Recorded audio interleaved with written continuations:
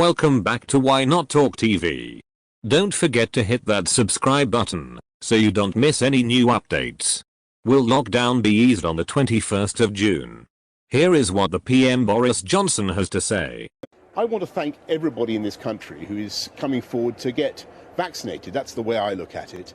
And, you know, this country is quite extraordinary. There was a poll, I think, done last night, which showed that of all the countries in the world, we are the most positive about vaccinations. The numbers are incredibly high. And I know that, you know, some people have been more vaccine hesitant than others. But actually, across the whole of society, the numbers continue to go up in every group, in every age group. And that's very, very encouraging. And I would urge everybody, just make the obvious point, urge everybody who is eligible for a vaccine, when you get your call up, when you get the notification for the NHS, come and get your jab. What do you say to those, many in your own party, who are saying we can't halt the unlocking for the sake of those who are refusing to get a vaccine? I just go back to the point I made about where we are on the roadmap. We're looking very carefully at the data. We're looking at what's happening, the epidemiology. We're trying to work out to what extent the new variant, the Indian variant, may be more transmissible. But at the moment, we see nothing conclusive to say that we have to deviate from the roadmap, but obviously we'll be keeping people informed. That's why I said what I said on Friday. Well, we're looking at the epidemiology the whole time as it comes in, and at the moment, I think partly because we've built up such a wall of defences with the vaccination programme, I don't see anything conclusive at the moment to say that we need to deviate from the roadmap, but we've got to be cautious, and we're keeping everything under very close observation. We'll know a lot more in a few days' time. So it's not changing your approach yet?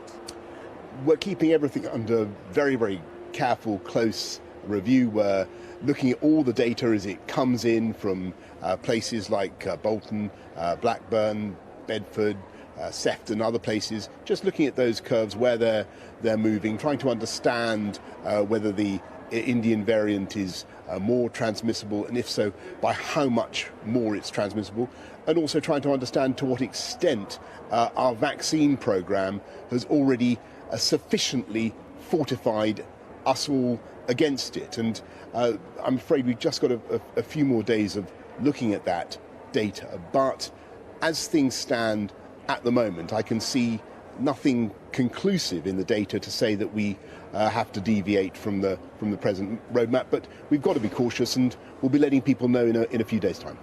Your own NHS test and trace data shows that in late March, early April, travellers returning from India had higher COVID positivity than Bangladesh, only marginally lower than Pakistan. They brought back more variants of concern or interest than any other country in the world.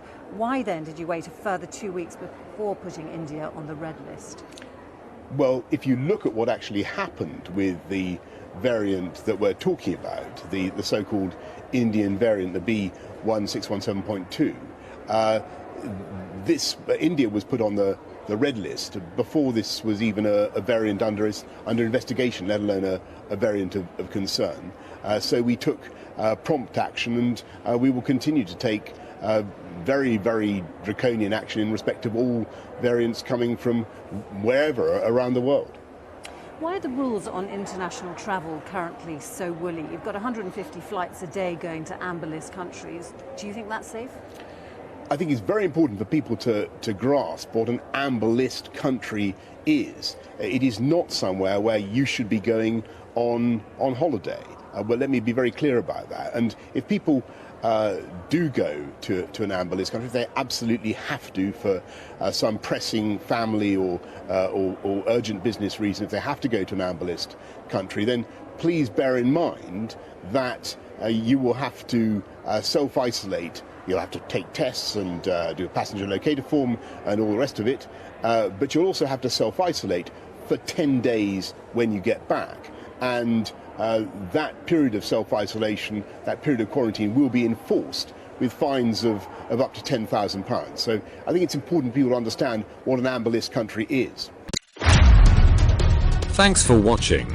And don't forget to subscribe to Why Not Talk TV for the latest and the greatest covering UK's topics.